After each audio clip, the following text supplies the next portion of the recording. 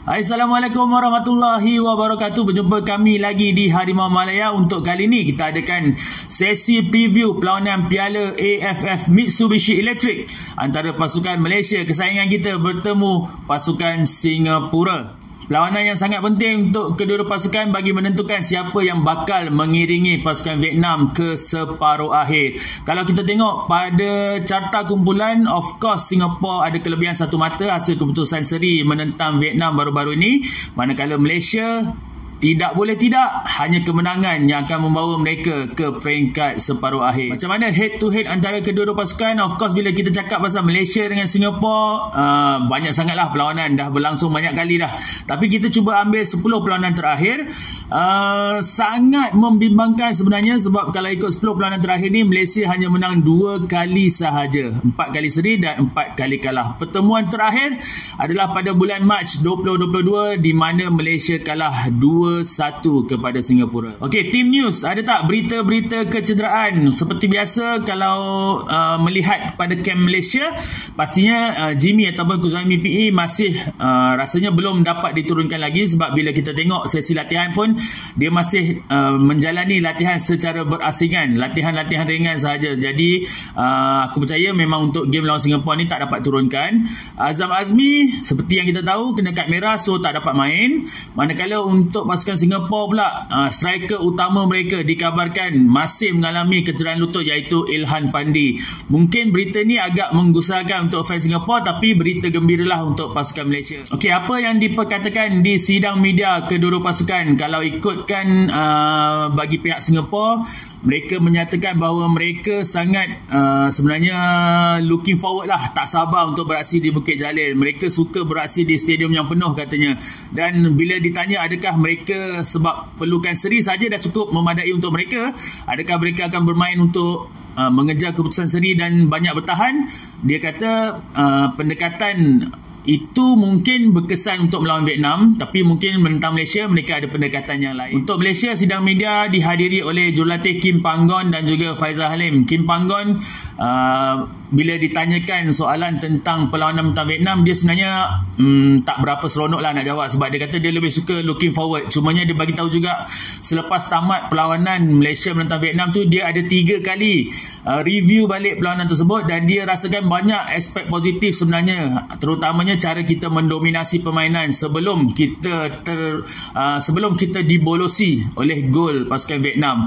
Jadi dekat situ dia percaya elemen-elemen positif tu kalau kita gunakan dengan pendekatan yang betul pada perlawanan menentang Singapura ni, hasil dia pastinya lebih positif. Dan yang paling best sebab Kim Panggon ada menyeru kepada fans Malaysia untuk ramai-ramai penuhkan stadium, sebab dia akan bermain untuk para penyokong dan akan berikan yang terbaik. Semangat yang dibawa oleh fans Harimau Malaya ataupun Eko Harimau Sejati tu pastinya bakal menaikkan semangat pemain-pemain yang bakal turun esok. Untuk Faizal Halim pula ataupun Miki, aku suka sangat nada dia bercakap dari mula sampai habis. Aku suka karakter dia yang nampak matang sebagai kapten.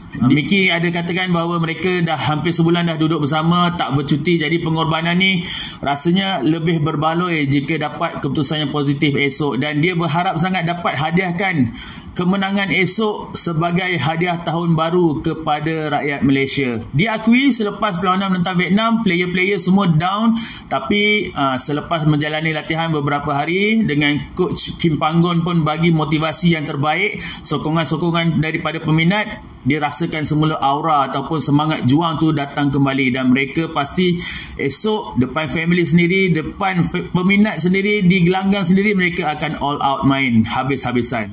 Apa yang kita boleh jangkakan pada perlawanan esok? Kalau kita tengok dari segi penjaga gol tak ada masalah, Shihan tetap akan diturunkan, aku percaya. Cumanya untuk barisan pertahanan kita semakin kekurangan pilihan.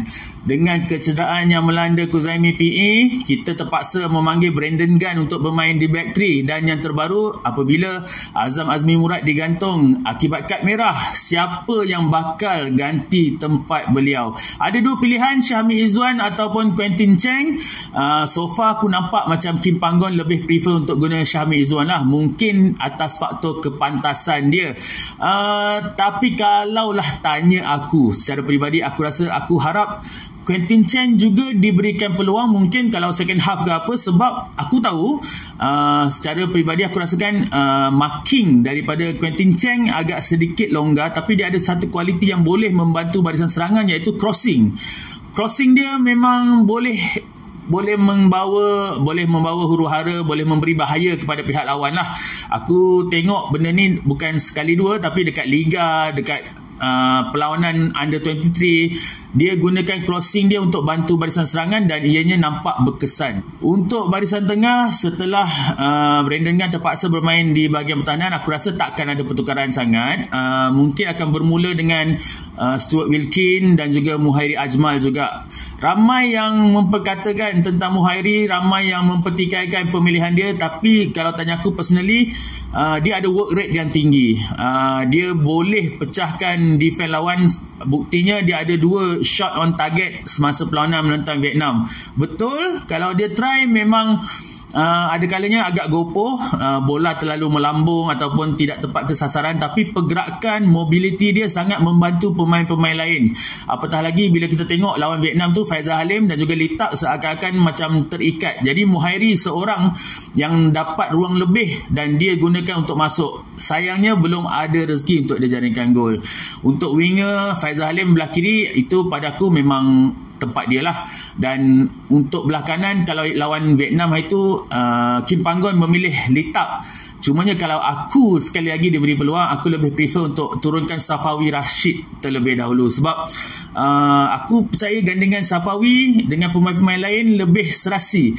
Terutama contoh ketika lawan Laos, macam mana crossing dia, pergerakan dia mencari Mickey, nampak ada persefahaman dekat situ. Lee Tak bukan tak bagus, Lee Tak sangat bagus, cumanya aku rasa dia lebih beri impact kalau dia masuk pada second half. Itu yang terbukti dalam game-game sebelum lawan Vietnam tu lah. Dia masuk, dia dah baca macam mana pergerakan defense, jadi dia masuk dengan kaedah baru, dia bawa semangat baru. Dia sendiri yang akan mulakan ataupun lead pergerakan memecahkan defense lawan. Aku rasa impact dia kalau dimasukkan pada second half lebih besar pada akulah.